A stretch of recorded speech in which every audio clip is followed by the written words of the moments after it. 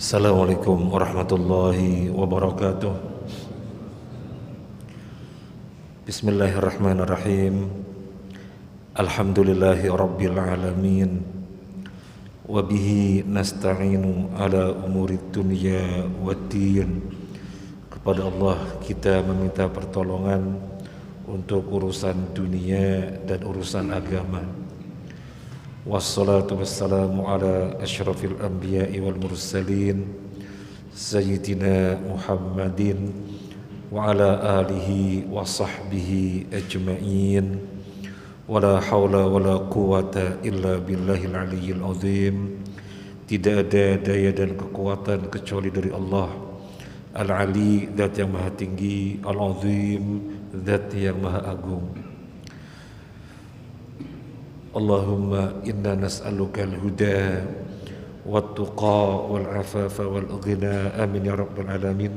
Para jamaah, kajian kita Al-Wajiz fi Fiqh Sunnah wal Kitabil Aziz yang ditulis oleh Asy-Syaikh Ad-Doktor Abdul Azim Badawi hafizahullah wa ghafara lahu wa lana wa liwalidina abaina wa ummahatina wali masyayikhina wali asatidina wali jami'il muslimina wal muslimat, amin ya rabbal alamin.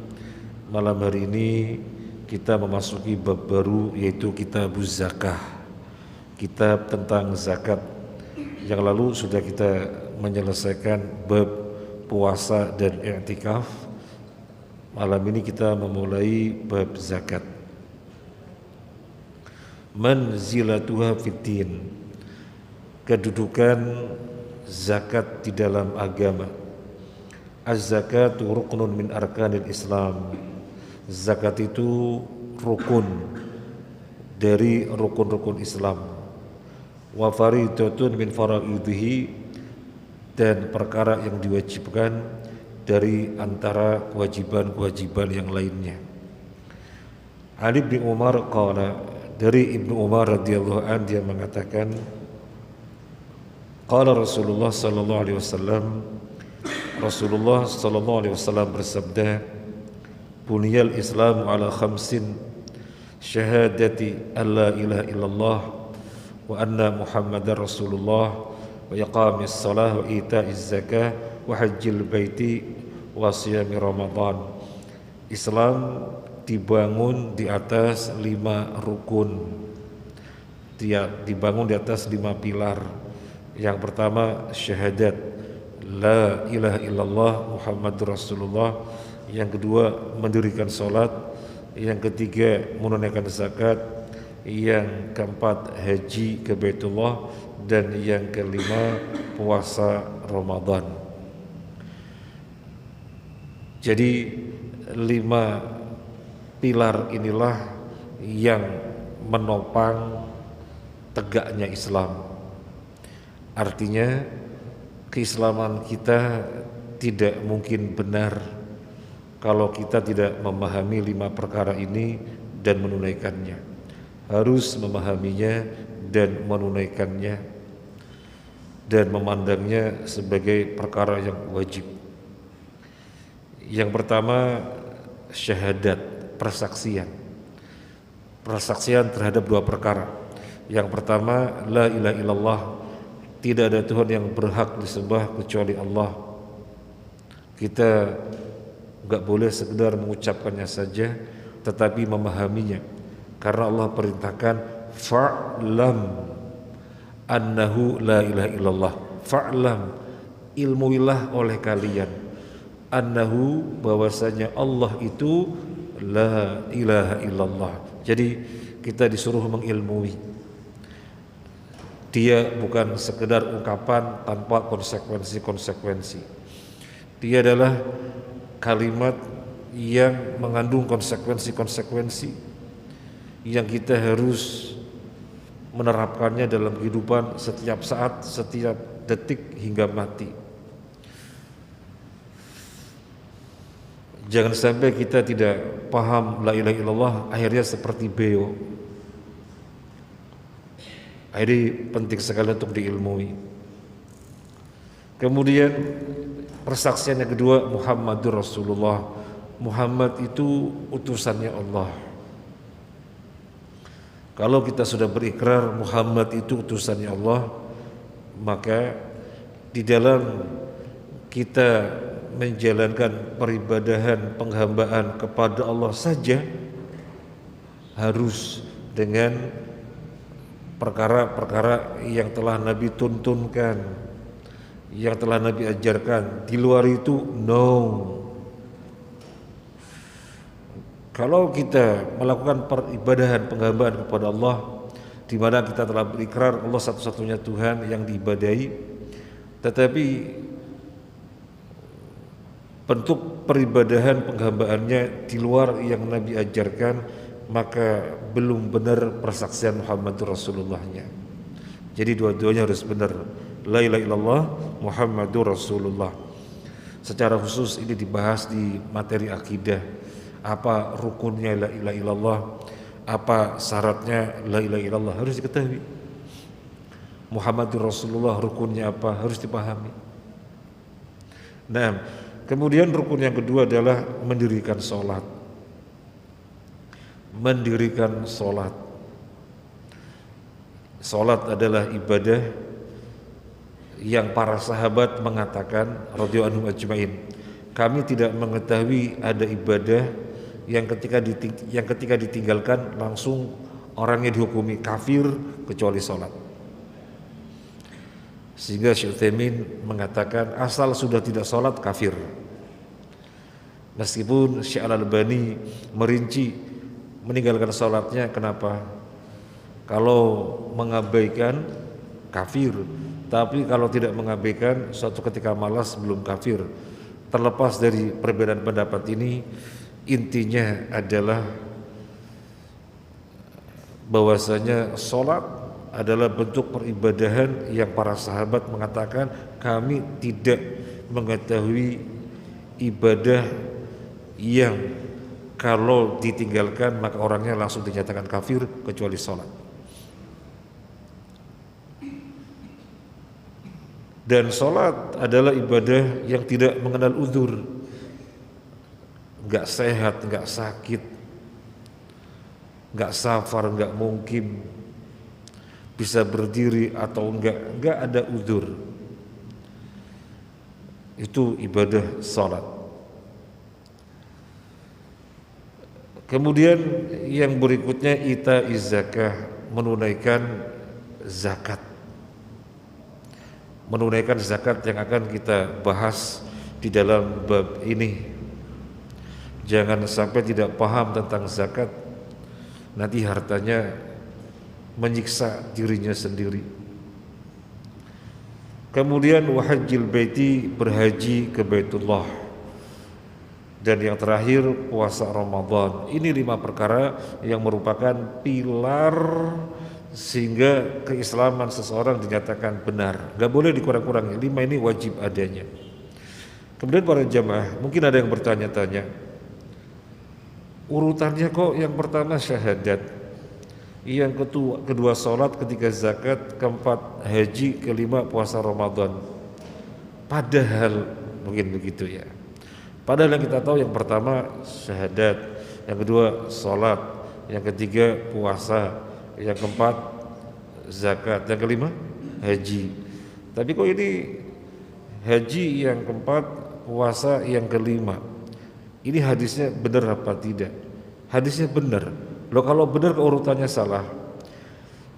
Semua riwayat tentang rukun Islam jalannya dari Ibnu Umar. Ini hadis dari Ibnu Umar. Semua riwayat tentang rukun Islam jalannya dari Ibnu Umar.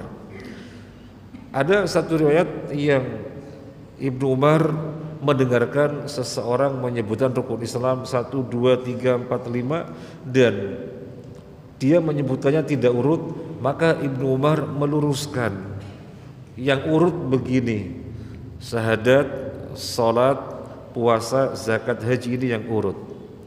Nah, ini riwayat Ibnu Umar. Tetapi riwayat Ibnu Umar yang lainnya menunjukkan tidak urut. Ini gimana? Memahaminya adalah pada riwayat yang tidak urut, Ibnu Umar tidak memaksudkan urutan. Tetapi Ibnu Umar memaksudkan mutlak ada 5, yaitu 5 perkara ini, tidak memaksudkan urutan. Jadi demikian. Kemudian yang berikutnya, waqad qurinat bis salati fitnataini wa thamanina ayatan. Ayat tentang zakat disebutkan berbarengan dengan salat sebanyak 82 ayat. Wa aqimus shalah wa atuz zakah. Jadi disebutkan secara berbarengan. Di dalam Al-Quran ada 82 ayat berbarengan. Aqimus shalah wa atuz zakah. Dengan redaksi yang berbeda-beda, tetapi intinya berbarengan. Salat, zakat, salat, zakat, salat, zakat, 82 ayat. Hikmahnya apa Allah alam. Tetapi kita bisa menalar, dan kalau salah tidak berdosa. Karena ketika menyingkap hikmah suatu syariat di mana nggak ada nas yang menjelaskan, kemudian kita mencoba mungkin hikmahnya ini, maka tidak masalah. Apa hikmahnya Allah alam? Kalau kita lihat sholat, dia ibadah yang terkait dengan vertikal. Kalau zakat, dia adalah ibadah untuk Allah, tetapi bentuknya baik kepada sesama. Jadi Islam memerintahkan agar kaum muslimin itu baik secara vertikal dan baik secara horizontal. Gak boleh baik kepada Allah saja, hablum minallahnya bagus, tetapi kepada sesama manusia tidak bagus, gak boleh. Jadi di antara hikmahnya Allah a'lam, maka disebutkan berbarengan waqimus shalah wa atuz zakah. Kemudian at-targhib fi adaiha, perintah menunaikannya, disebutkan di dalam surat At-Taubah ayat 103. A'udzu billahi minasyaitonir rajim. Khudh min amwalihim shadaqatan tutahhiruhum wa tuzakkihim biha wa shalli 'alaihim inna salataka sakanul lahum. Khudh, ambillah, min amwalihim, dari harta mereka, shadaqatan, sebagai sedekah, sebagai zakat, tutahhiruhum, yang akan membersihkan mereka, wa tuzakkihim biha, dan akan mensucikan mereka. Jadi Nabi disuruh ambil dari mereka harta mereka yang merupakan zakat, yang fungsinya membersihkan mereka dan mensucikan mereka. Apa yang dimaksud dengan khudh? Jadi ambil dari mereka zakat. Ambil dari mereka zakat. Kok diambil ya? Selama ini kok kita nggak diambil ya? Kita antar melalui yayasan, kita antar melalui badan ambil zakat. Apa yang kita lakukan salah? Soalnya perintahnya khudh, ambil. Tidak demikian. Ayat ini terkait dengan suatu asbabun nuzul, terkait dengan suatu sebab. Ketika itu Abu Lubabah dan orang-orang yang seperti dia berbuat dosa. Kemudian Nabi membebaskan mereka. Ketika dibebaskan, mereka pengen benar-benar taubatnya itu diterima. Maka mereka membawa harta kepada Nabi sallallahu alaihi wasallam, ya Rasulullah, tolong ambil ini dari harta kami, biar kami benar-benar bertobat, biar dosa-dosa kami benar-benar diampuni, tolong. Nabi sallallahu alaihi wasallam bersabda, saya tidak diperintahkan untuk mengambil harta dari kalian. Maka turun ayat ini, khudh min amwalihim, ambil dari mereka harta mereka. Sodakotan sebagai sodako tutohiruhum yang akan mensucikan mereka, waktu zakihim tutohiruhum yang akan membersihkan mereka, waktu zakihim dan mensucikan mereka. Jadi ini terkait dengan asbabun nuzul. Nabi tidak mau mengambilnya, maka Allah perintahkan ambil. Ini kaitannya dengan asbabun nuzul. Jadi bukan berarti saya antar ke badan amil zakat berarti saya salah ya. Mestinya kan badan amil zakat yang ngambil, bukan demikian. Karena zakat itu intinya adalah aktivitas mengeluarkan sebagian harta untuk orang yang berhak. Jadi adanya aktivitas. Adapun dalam ayat ini disebut ambil terkait dengan Nabi ketika itu tidak mau karena merasa belum ada perintah wahyu untuk mengambilnya, maka turun ayat ambil. Kemudian ini ayat terkait dengan para pendosa yang ingin benar-benar tobatnya diterima sehingga mengeluarkan harta. Apakah zakat hanya untuk para pendosa saja? Tidak. Ya, ayat ini terkait dengan mereka pendosa. Tetapi perintah zakat dengan melihat nas-nas yang lain adalah umum untuk siapapun yang hartanya mencapai nisab dan mencapai haul, atau terkait dengan pertanian mencapai nisab setiap kali panen. Tutohiruhum akan membersihkan dosa-dosa mereka. Waktu zakihim akan mensucikan mereka, ngangkat derajat. Kelanjutan ayat ini, washolli alaihim inna salataka sakanul lahum. Nabi diperintahkan untuk mendoakan mereka. Washolli alaihim, sholli kan arti sebenarnya sholatlah ya. Washolli alaihim, sholatlah untuk mereka. Di sini maksudnya bukan sholat, doakanlah. Washolli alaihim, doakanlah mereka. Jadi mereka mengeluarkan zakat, doakan. Ini menjadi syariat bagi kita. Kalau ada orang bersedekah, kita doakan. Ada orang berinfak, kita doakan. Inna sholataka sakanul lahum, karena doamu itu menenangkan mereka, orang yang bersedekah, orang yang berzakat. Ada orang datang membawa hartanya, panitia menerima, maka panitia mendoakan. Ada orang datang kepada wakil amil zakat yayasan atau apa, maka didoakan. Ini meniru Nabi sallallahu alaihi wasallam yang diperintahkan oleh Allah ketika ada orang zakat, doakan. Karena akan menenangkan mereka. Kemudian yang berikutnya dinukil surat Ar-Rum ayat 39. Wa ma ataitum mir ribal yarbu fi amwalin nasi fala yarbu indallah wa ma ataitum min zakatin turiduna wajhallahi faulaika humul mud'ifun. Apa yang kamu keluarkan, apa yang kamu berikan, apa yang kamu upayakan berupa riba agar bertambah banyak, berkembang di dalam hartanya manusia, fala yarbu indallah, maka sesungguhnya tidak berkembang di sisi Allah.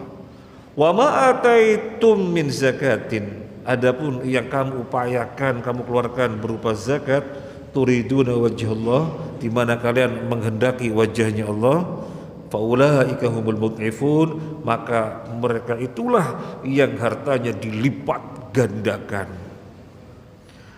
Ayat ini menunjukkan kebalikannya riba adalah sedekah. Sedekah kan ada dua, ada yang wajib, ada yang sunnah. Yang wajib namanya zakat. Kebalikannya utara selatan, kebalikannya atas bawah, kebalikannya lelaki perempuan, kebalikannya terang gelap, kebalikannya sedekah riba.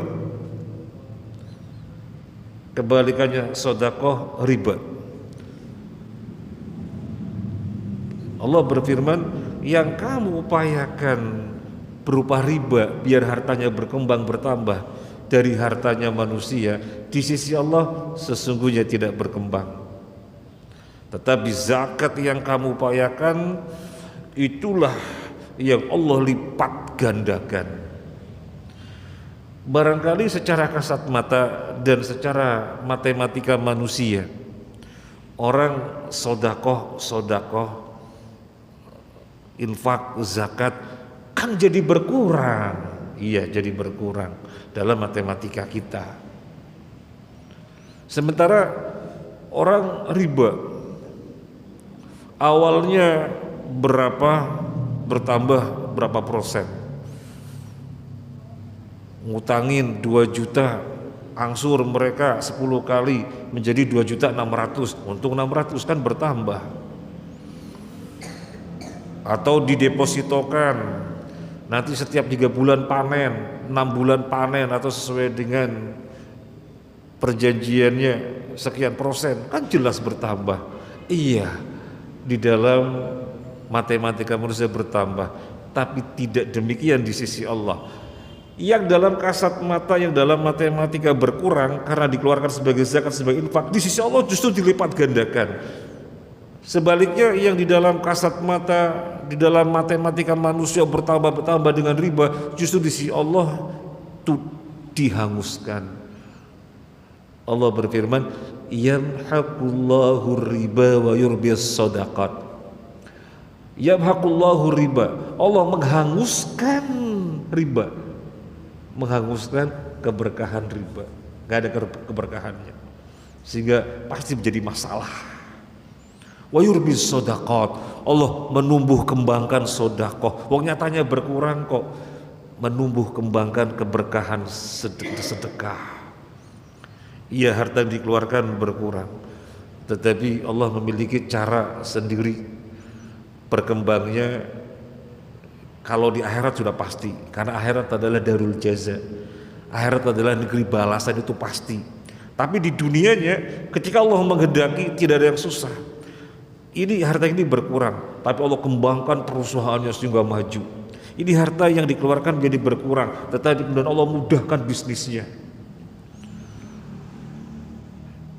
Kemudian harta yang sesungguhnya nomilnya tidak begitu banyak, tetapi dirasakannya sangat memuaskan karena berkah. Tetapi riba yang kelihatannya berlipat dan seterusnya, orang merasakan harta saya banyak sekali, tapi kok saya gersang terus, ada masalah. Ya memang keberkahannya Allah hanguskan. Nah, jadi ini motivasi agar kita jangan sampai tidak mengeluarkan zakat. Ini surat Ar-Rum ayat 39. Yang berikutnya dinukilkan hadis. Wa an Abi Hurairah qala, dari Abu Hurairah radhiyallahu anhu dia mengatakan, qala Rasulullah sallallahu alaihi wasallam, man tasaddaqa bi adli tamratin min kasbin tibin atau min kasbin thayyibin wala yaqbalullahu illa thayyib fa innallaha yataqabbaluha bi yaminihi thumma yuribuha li sahibiha kama yarbi ahadukum faluwahu hatta takuna mithlal jabal. Dari Abu Hurairah radhiyallahu an, dia mengatakan Rasulullah sallallahu alaihi wasallam bersabda, barang siapa yang bersedekah satu butir korma, bukan sekilo, bersedekah satu butir korma dari penghasilan yang baik, bukan dari cara yang haram, bukan dari cara yang syubhat, dari penghasilan yang halal. Satu butir korma dari penghasilan yang halal, Allah akan menerimanya dengan tangan kanannya. Lalu Allah merawatnya, menumbuhkannya hingga besar seperti gunung, hingga besar untuk pemiliknya sebagaimana seseorang di antara kalian merawat kudanya jadi gede, jadi kuda yang siap ditunggangi yang hebat. Awalnya satu butir, tapi menjadi besar sampai seperti gunung. Dirawat. Jadi ini Nabi sallallahu alaihi wasallam memberikan perumpamaan sesuatu yang abstrak biar kita paham, diumpamakan dengan sesuatu yang konkret. Kita tidak paham gimana pahala. Pahala itu apa? Enggak tergambar, ini perkara gaib. Tetapi Nabi memberikan perumpamaan biar kita paham. Tahu korma? Ya, korma segede jempol tangan barangkali. Dikeluarkan, maka Allah terima dengan kanannya dan Allah rawat, Allah tumbuhkan sampai segede gunung. Berarti besar sekali balasannya. Bagaimana merawatnya sehingga gede? Ya gimana Allah merawatnya? Ini adalah perkara abstrak. Nabi memberikan pendekatan dengan perumpamaan biar kita tergambar. Kalian memelihara anak kuda, iya, dirawat tambah gede. Ya sebetulnya. Jadi mendekatkan dengan perumpamaan biar tergambar, biar kita paham betapa sedekah zakat yang kita keluarkan tidak sia-sia. Padahal hanya sebutir korma akan Allah berikan balasan yang sangat besar.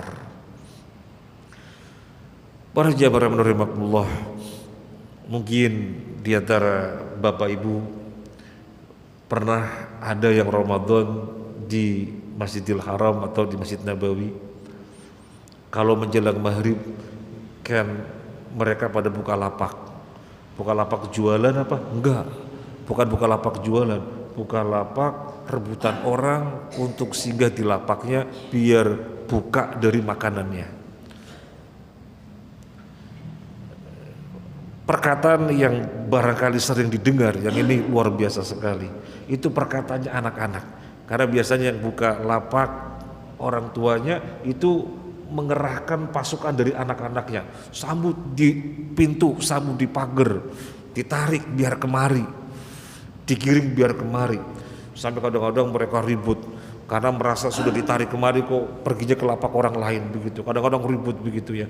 Nah, yang kita dengar ucapan anak-anak kecil mungkin usia SD apa? Ma naqasat malun min sedekah. Itu ucapannya anak-anak. Bukan ucapannya bapak-bapak, ibu-ibu, ucapannya anak-anak ketika menyambut orang-orang untuk mampir di lapaknya. Sesama mereka saling menyemangati. Ma naqasat malun min sedekatin. Kama qala Nabi sallallahu alaihi wasallam. Jadi dia membacakan hadis Nabi, harta tidak akan pernah berkurang dengan disedekahkan. Termasuk musim haji seperti ini, para jamaah haji berlimpah makanan dan minuman. Di jalan-jalan ada orang dengan pickupnya, dengan mobilnya, bagi-bagi buah-buahan, bagi-bagi minuman apa. Mereka berebut berinfak. Itu peninggalan secara khusus orang-orang Ansor. Secara khusus mewariskan kegemaran bersedekah. Nah, kemudian dalam hadis ini disebutkan Allah menerima dengan tangan kanannya. Allah menerima dengan tangan kanannya. Berarti Allah punya tangan? Iya. Di sini diterima dengan tangan kanan. Berarti Allah punya tangan kanan? Iya. Apakah Allah punya tangan kiri? Iya. Dalam riwayat yang lain Allah punya tangan kiri. Tapi dalam riwayat yang lain disebutkan kedua tangan Allah semuanya kanan. Gimana memahaminya? Dan semuanya hadisnya sahih. Ini semuanya sudah kita bahas di dalam buku saku yang judulnya terkadang ditanyakan. Cuma jilid berapa saya lupa. Karena kita alhamdulillah sudah menulis sampai jilid 28. 1, 2, 3 sampai 28. Setiap jilidnya setiap jilidnya 8 permasalahan. Allah terima dengan tangan kanannya, iya. Terus Allah punya tangan kiri, iya. Karena Allah punya 2 tangan, tangan kanan dan tangan kiri. Terus ada satu hadis yang mengatakan kedua tangan Allah itu kanan. Maksudnya bagaimana? Tidak bertentangan. Nabi bersabda, wakil tal yadani yumnun. Oh, kama qala Nabi, kedua tangan Allah itu yumnun. Yumnun itu artinya berkah. Berbeda dengan tangan manusia, ada kanan ada kiri, salah satunya biasanya lebih dominan.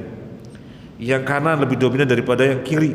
Atau ada orang yang kiri lebih dominan daripada yang kanan, yang disebut dengan kidal. Nah, secara umum tangan kanan itu dominan daripada kiri. Biar tidak tergambar Allah punya 2 tangan, berarti yang satu lebih dominan daripada yang kiri. Dia tidak tergambar seperti itu, maka Nabi bersabda, kedua tangannya yumnun, kedua tangannya adalah berkah. Karena yumnun bisa diterjemahkan dengan kanan. Jadi yang dimaksud kedua tangannya adalah yumnun, kedua tangannya adalah kanan. Yumnun itu artinya berkah.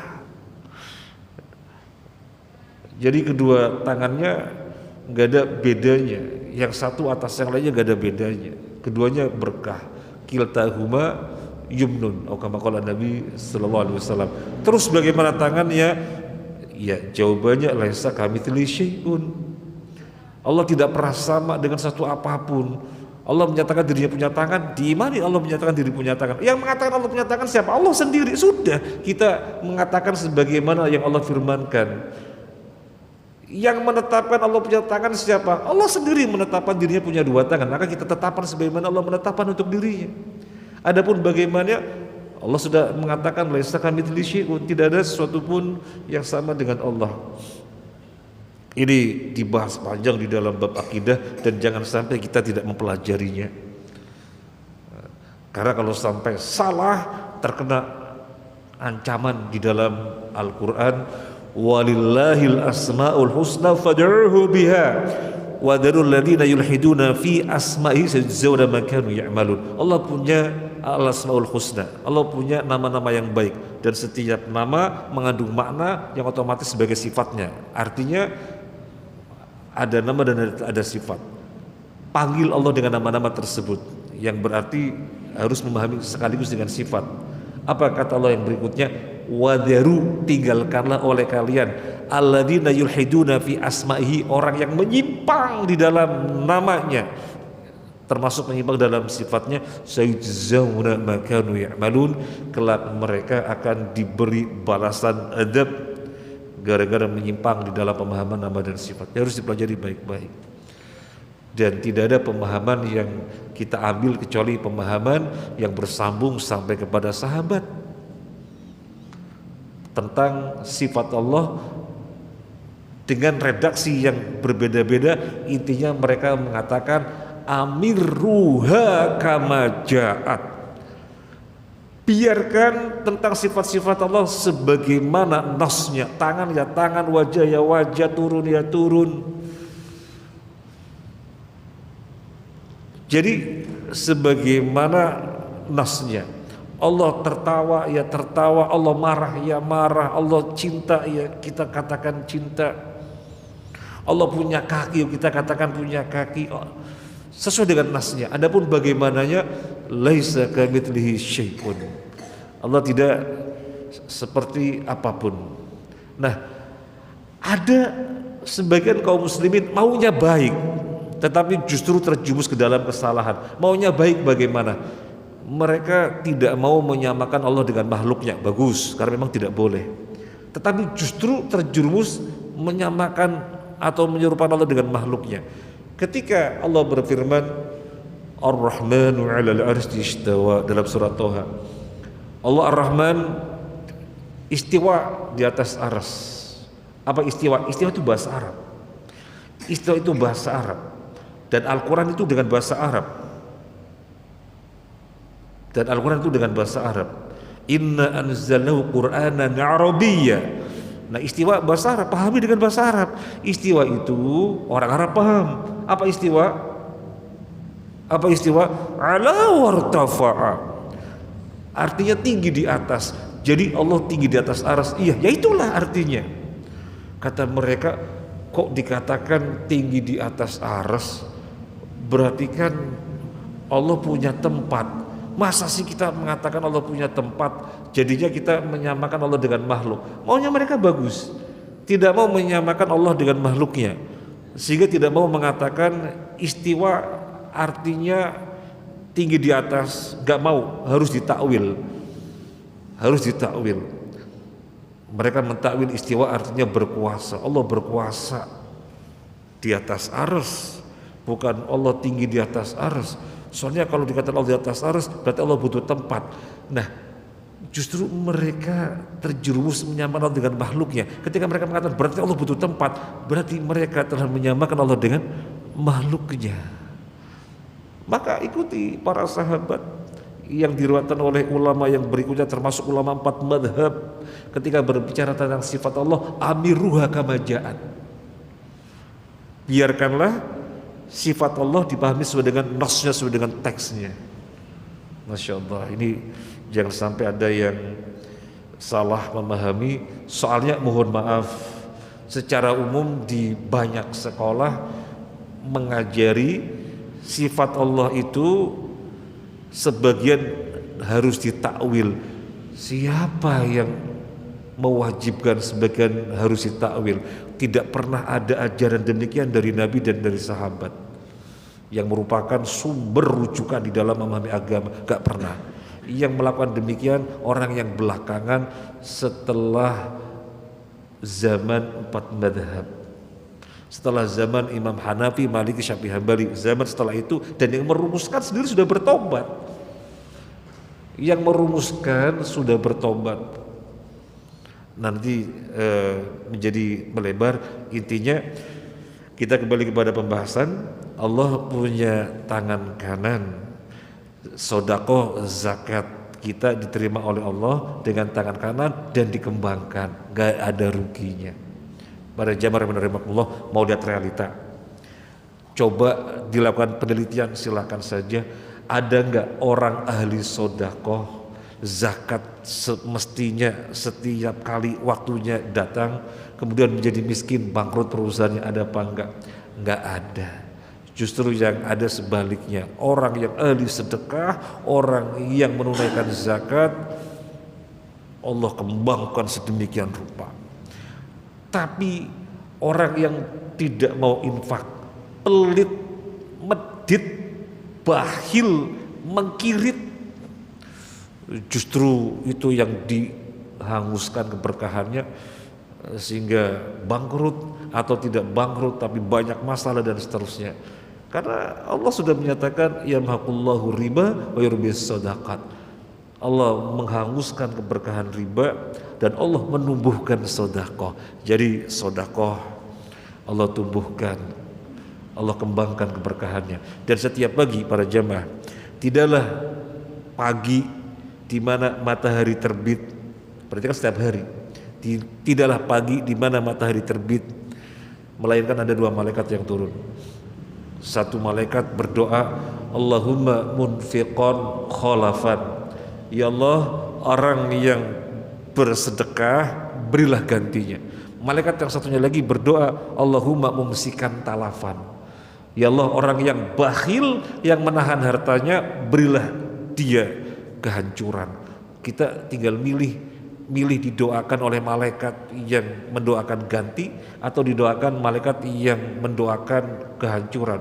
Ya, pengen didoakan yang diganti, maka pastikan tidak ada hari kecuali kita berinfak. Kaitannya dengan infak sunnah. Nanti kaitannya dengan infak yang wajib, zakat, berarti setiap tahun atau setiap kali masa panen kalau terkait dengan tanaman. Yang berikutnya, at-tahdhir min man'iha. Ancaman bagi yang tidak mengeluarkan zakat. Dinukilkan surat Ali Imran ayat 180. ولا يحسبن الذين يبخلون بما آتاهم الله من فضله هو خيرا لهم بل هو شر لهم سيطوقون ما بخلوا به يوم القيامة ولله ميراث السماوات والأرض والله بما تعملون خبير. Allah berfirman, wala yahsabanna, jangan sekali-kali mengira, jangan sekali-kali menduga, alladzina yabkhuluna, orang-orang yang bakhil. Jangan sekali-kali orang yang bakhil mengira, menduga. Bima atahumullahu min fadlihi, bakhil dari apa yang Allah berikan pada mereka, huwa khairul lahum, ini baik. Menahan harta, tidak dikeluarkan. Jangan sekali-kali mengira itu baik ya. Mungkin dalam pikirannya dengan tidak dikeluarkan kan enggak berkurang. Jangan sekali-kali mengira itu baik ya. Bal huwa syarrul lahum, itu buruk. Yang mengatakan buruk siapa? Allah. Yang mengatakan buruk Allah. Padahal orang yang bakhil memandangnya baik, kan dengan tidak dikeluarkan menjadi utuh, tidak berkurang, sehingga dipandangnya baik. Justru itu buruk, kata Allah. Sayutawaquna ma bakhilu bihi, akan ditimpakan kepada mereka apa yang dibakhilkan itu. Yang semestinya dikeluarkan tidak dikeluarkan akan ditimpakan kepada mereka pada hari kiamat. Nanti kita bacakan hadisnya bagaimana ditimpakan. Diantaranya adalah semestinya mengeluarkan zakat berupa sapi, berupa onta, tapi tidak dikeluarkan, nanti dia akan diinjak terus selama-lamanya oleh onta tersebut, oleh sapi tersebut. Atau yang berupa emas, perak tidak dikeluarkan akan menjadi setrika, disetrikakan pada punggungnya. Insyaallah yang akan datang. Kemudian biar selesai sampai akhir ayat sedikit. Walillahi mirathus samawati wal ardh. Allah lah yang memiliki keseluruhan yang ada di langit dan di bumi. Semuanya nanti akan binasa, enggak ada yang tersisa. Semuanya adalah milik Allah. Ada apa dibakhilkan? Semuanya milik Allah. Wallahu bima ta'maluna khabir. Apa yang kalian lakukan Allah khabir. Khabir itu lebih dari alim. Kalau alim Allah mengetahui, itu alim. Khabir mengetahui secara lebih detail lagi. Berapa jumlah yang ada di masjid ini? Sekian belas misalnya, itu alim. Tapi kalau bagaimana niat masing-masing hadir di masjid ini, bagaimana motivasi masing-masing ikut kajian ini, itu khabir, lebih mendalam. Jadi ini perbedaan antara alim dan khabir. Apa yang kalian lakukan itu khabir. Jadi detail Allah mengetahuinya. Ini semoga bermanfaat. Semoga Allah memberikan kita taufik menjadi ahli zakat ketika kita berkewajiban zakat, dan menjadi ahli sodakoh, karena sodakoh infak yang umum tidak dikhususkan untuk orang yang kaya saja. Mohon maaf atas hal-hal yang kurang berkenan. Subhanakallahumma wa bihamdika asyhadu an la ilaha illa anta astaghfiruka wa atubu ilaik. Assalamualaikum warahmatullahi wabarakatuh.